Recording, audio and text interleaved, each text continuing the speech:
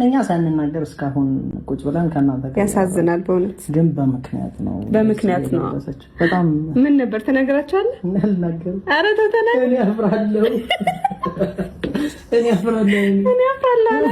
እሺ እኔ አላፍርም እኔ ልናገራቸው እሺ ታፍሪያለሽ ግን እንኳን አንቺ ትሻያለሽ አንቺ ይሄ ፎጣ አድርገሽ ትመጭም አላፈርሽም በለኝ በእናትህ በለኝ ሃይሚ በጣም ደፋር ናት ሳይሆን በጣም ሰው ለማስጨነቅ የትኛውንም ነገር ታደርጋለች እና ያው አንዳንድ እንትኖች ከሷ ተወስዷል። አይ እኔ እኮ ምን እንደሆነ ታውቃለህ 300,000 እንዴት ምን ሰርታ ነው እቺ 300,000 የገባች ምናምን የገባችሁ ብለው ሊጠይቁ ስለሚችሉ ዛሬ ላሳያቸው ነው። እስራኤል ገባ አይደለ ለፍቼ ነው ገባች እንደዚህ ሰው አጨልዬ ነው እና ዛሬ የመጣሁት እንደዚህ ፎጣ ለብሼ ምናምን የመጣሁት ብሩኬን ፕራንክ ለማድረግ ነው። ትናንትና ትንሽ ነገር ተነካው ብሎ በቃ አኮረፈ። ዛሬ ብቻ ስቶሪ ያደረገኝ እሱንም እንዴት ስቶሪ እንዳደረገኝ አላውቅም።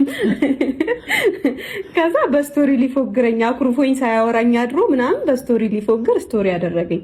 ያው እንዴት ስቶሪ አላደረገኝም ብዬ እንዳልቀየመው እኮ ነው። እኔ ደግሞ የእናንተ እህት አሰብኩለት ሌሊቱን ሙሉ በዚህ ፕራንክማ ካኮረፈ በደንብ ያኩርፍ አይደል? ተከባዱ ደግሞ እስቲ ምን እንደሚያመጣ እኔ ተባብለን ይመጣ ነው። እንደዚህ ሩም ዘንና ነው እንደዚህ የለበሰችው ምናምን ብላችሁ ግራል ትጋቡ። አንዳንድ ባለጌ ሰዎች አታፍሩም? ማይሆን ነገር ትጠረጥራላችሁ። እንዴት ልታስቡ መጥፎ ሰዎች አንዳንድ ሰው ይኖራል። አንተ ባለጌ ምናምን ለምን ሰው ይኖራል? ግን አይ ያለ ነው እኛ ባለጌ ለፕራንክ ደግሞ 400,000 ለመግባት ያለን ባጭር ጊዜ ውስጥ 100,000 ለመጨመር እንደዚህ አይነት ስራ የሚመቻቸው አሉ። እናንተ ባይመቻቸው አንዳንድ ሰዎች ባይመቻቸው አንዳንድ ሰዎች እንደዚህ በቃ እንደዚህ መስመሩን የሳተ ግን ደግሞ አስተማሪ የሆነ ቪዲዮ ነው ብዬ ነው ማስበው። አንደኛ ነገር ምን ያክል ብሩኬኒን ያምነኛል።